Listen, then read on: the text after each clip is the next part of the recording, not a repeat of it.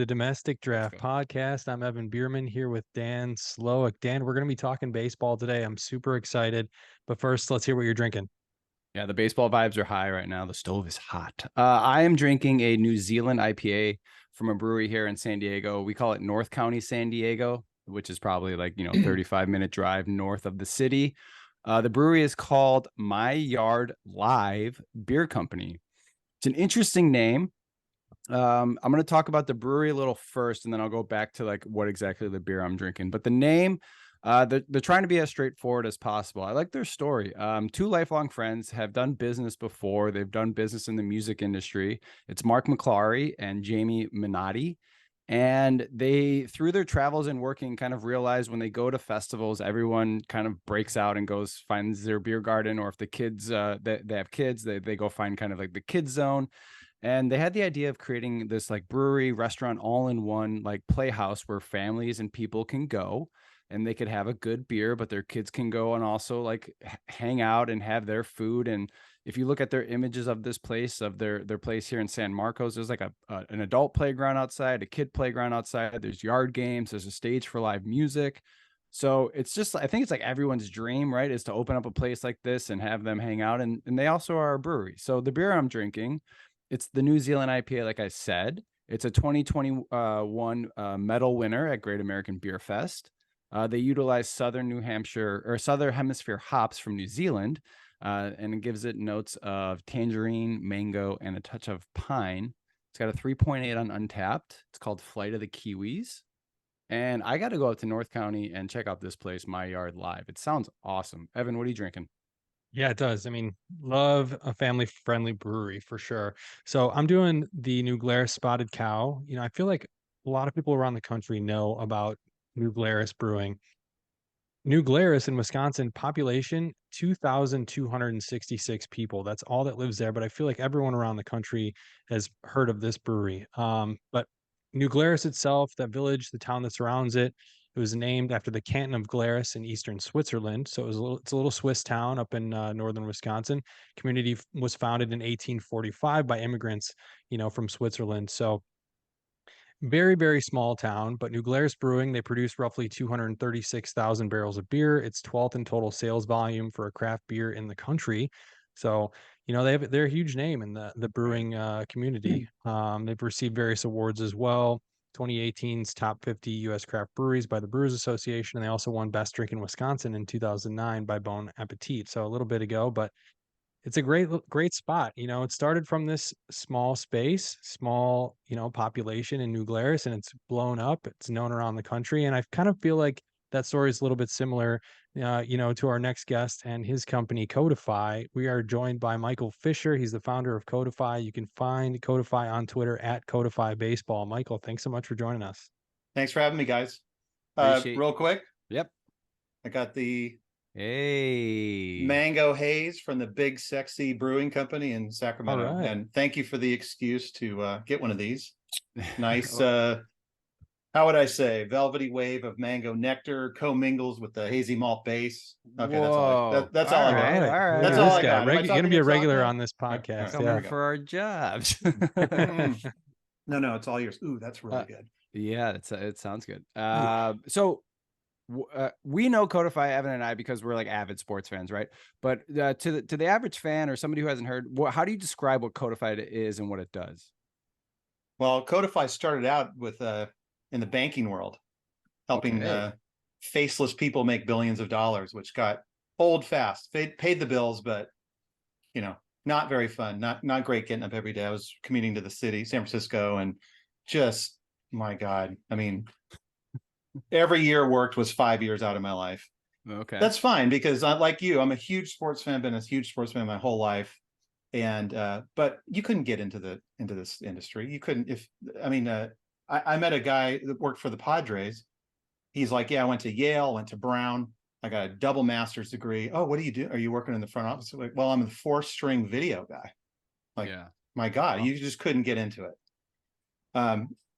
Whether you want to get into how this all happened, but yeah, let's do it. Yeah, I mean, it was crazy. So again, used to coach, loved the analytical side of sports in general, and how can you tear a sport into its pieces analyze it, put it back together, and win more. That was the goal as a coach. It was 2010. I go to a family reunion. I don't know if you guys have heard this one, but my uncle had remarried, and we hadn't met her. We hadn't met her yet, his second wife. And so she, this lady's so nice, and she gives me a hug, and I heard you like baseball. I love baseball. My boy plays for the A's. Like, okay, well, I mean, like little league, right? Like, so no, he's in the A's. He's in the A's minor league system. I said, well, I'm going to call your bluff, because back then I knew every pitcher that pitched for the A's organization. I'm a huge lifelong A's guy. I can't do it now, but I could do it then. She's like, yeah, he plays for Kane County. I'm like, well, okay. And I named their first guy, their front guy, Dan Straley. And she's like, yeah, that's my son. I'm like, you're kidding me. So this was 2010. Didn't meet him till 2011 when he was with the Port. Started to talk to him. Still zero clue that I'll ever have any impact on this guy's life whatsoever. It's more like, here's a quote unquote relative I can go watch minor league baseball with. Right. He kept progressing, and all of a sudden he's on the A's in 2012. And he did pretty well for himself for a while. I still hadn't helped him for years and years, just went and saw him play and this and that. But as I think we started to have pitch tracking available to us. And it was crappy in the beginning. I don't know if you know the history of this with any detail, but like the very first pitch tracking, like 2008, they would pick the ball up 50 feet from the plate. Wow. Okay. Well, okay. So where did I release it? And how fast was it going? They have to they'd have to estimate, where did it come from? And how fast was it really going when it left and all that? It was a nightmare, but you know what? It was gold compared to what we had, which was nothing. So as that started, I started sending him little tidbits of stuff of like, have you noticed this, that when you throw it work here with this pitch, this happens more? It was all a bunch of, I'm just blind. Are you like watching his film, breaking it down? And no. How are you getting looking at the pitch track? Looking at data freely available. Yeah. And everyone was getting it for the first time. So everyone was brand new at it and trying to figure out how to make it talk. Again, he was doing well. So whatever, Mike, that's nice of you. But then he started to try a couple things. And when he hit the wall and got DFA'd twice in 1 week, he gave me a call. Anything. Yeah, he gave me a call. Right? He said, brother, he said, I've been putting you off for a long time. It's time. What do you got? We need to do something different. And he had been through the Cubs and the Astros organization, and they were big on throw as fast as you effing can. And we'll deal with everything else. Okay. So I don't know, who's the baseball player? You were, right? Yeah, right. So like, if you're going to throw faster up here or up over a little bit, like where's your natural chuck? He had kind of a 3/4 chuck, and his arm dropped down and down and down, which meant that his fastball stopped rising and started kind of wandering over into this super hittable sinkery thing that wasn't sinking and just hitting bats. So I'm like, dude, if you're all in on this, get your arm up, get that quote unquote rise back on your fastball, work up in the zone, which sounds simple now. Because is that like the literal conversation like, you need to raise your arm, and that's don't hurt yourself, but work your way up. If you can do it, do it. Because some guys can, and other guys are like, if I change an inch, I'm screwed because I've thrown this way my whole life. But he's like, I can do that. And he's like, I can only throw 91 like this. Like, it doesn't matter. It doesn't matter. 91 with the right movement on the top is better than this 93, 3/4 thing that's hitting bats. And boom. He played several more years, four more years, and then just tore it up in Korea when he went over. The Orioles shouldn't have let him go. But so you were seeing in the data that his arm was starting in a certain position and it was producing enough movement, so that it was telling you that even back then, 10 years ago, that you could see that little bit of movement, he was missing bats. It's inches. It was just inches. And it's like, okay, if you can do this, let's do it. There was enough data, even though it was kind of a mess and incomplete, that you could see like when he was a little higher, whether he meant to or not, he had more success depending on where he worked and all that stuff. So that was the early part. A super long answer to your question, which was the first client of CODIFY. That was great. Be much more simple, but like We like the Wait a story. second. I'm like, this is great. Still zero inkling of ever helping anybody else. No way. No chance. Wasn't even, I Right. didn't charge him. He's never paid me anything. It's family. I keep Hmm. working with my banking job and distract myself with the fact that a major league pitcher is actually listening to me when I give him Right. advice. It's insane. It's Right. insane. Yeah. Well, that doesn't work very long because it's only a matter of time till it gets out of the bag because these guys are all every day trying to get better. Yeah. Looking for an And edge. so, right. It was 20, yeah, it was 2016, the first CODIFY maps, which were just utter garbage, but they were better than what they had.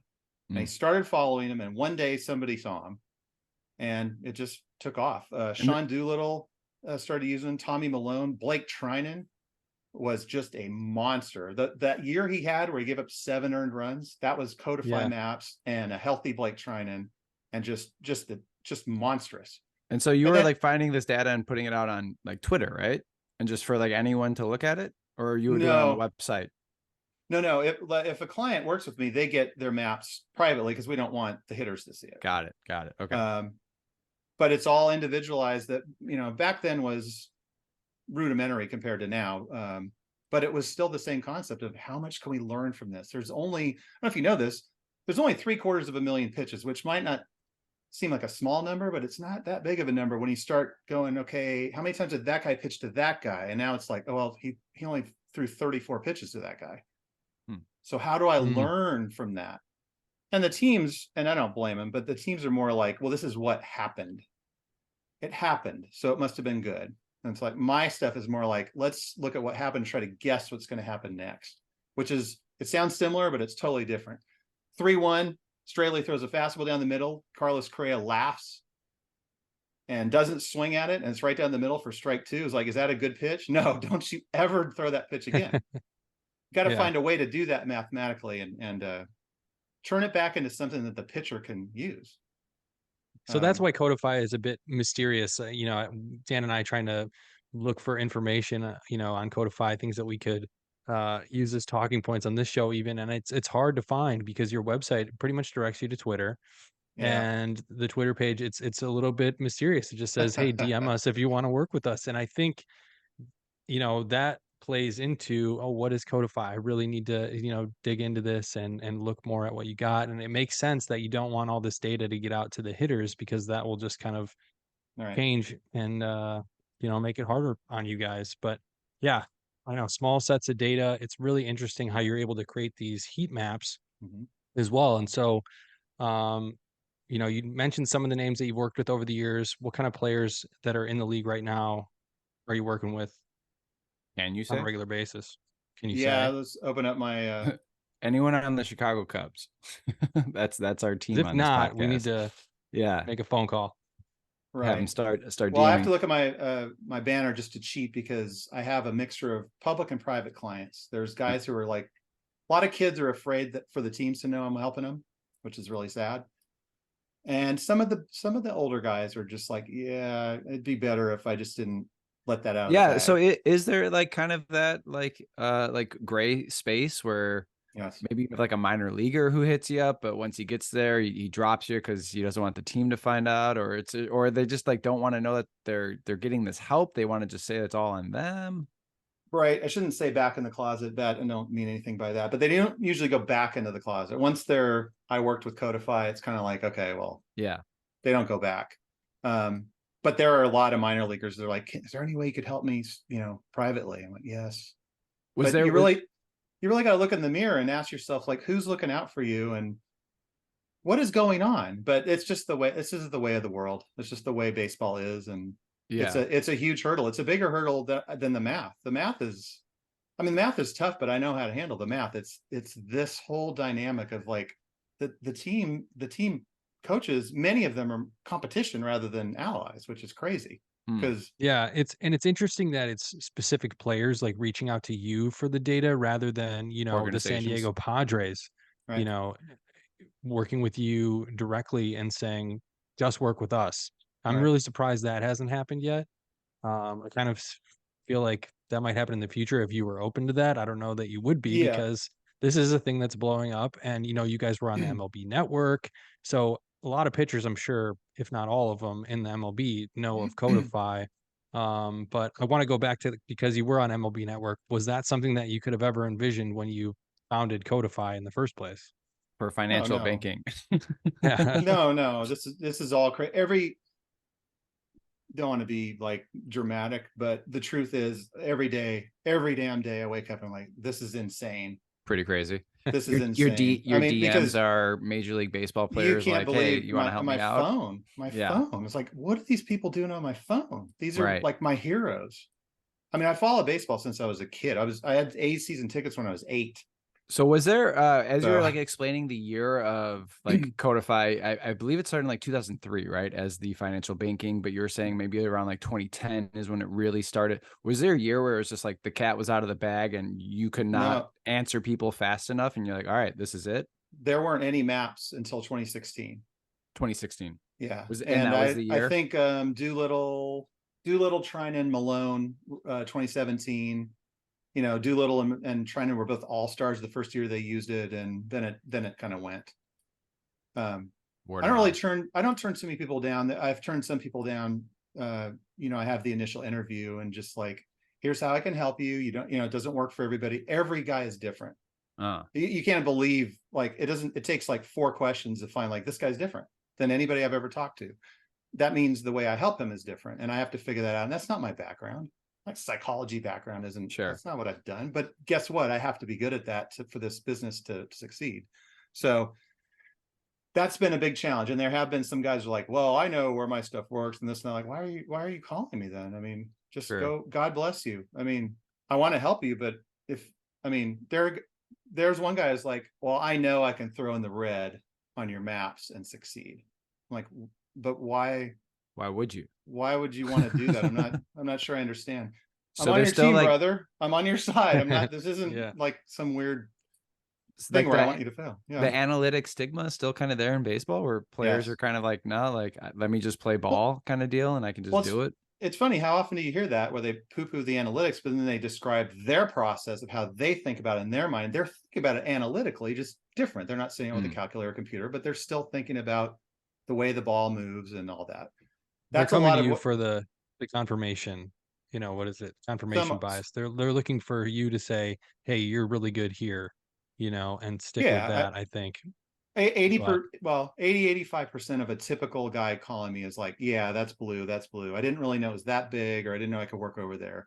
But every single guy has secret surprises, like, wait, I could throw high cutters instead of just throwing them like back door, front door. I can do that. I'm like, what, can you do that? Because if you can work in the upper third with your cutter, it's going to be effective and it's going to open up your other pitches. That's a lot of what we yeah. do, is just like Yeah. trying to, it's really helpful, I think, to understand you guys both are athletes. So And just, it's not, and just for our listeners too, like when he's talking about in the blue, that's a good thing, right? That means the hitter is not, if my client is a having much pitcher, success in that. Yeah, so it's right, referring to the heat maps that right. he's providing the pitchers, um, which is just awesome to see those things too. Because I don't know if you ever play video games or something like that, and you see, you can see the That's hitters, what it's from. MLB the heat show, zones, yeah. right? Yeah, Yeah, so actually it was what is it, MVP 2003 Baseball. or Okay. 5 or whatever that was. It had the first level 2005. 3x3 blocks, and like, Yeah.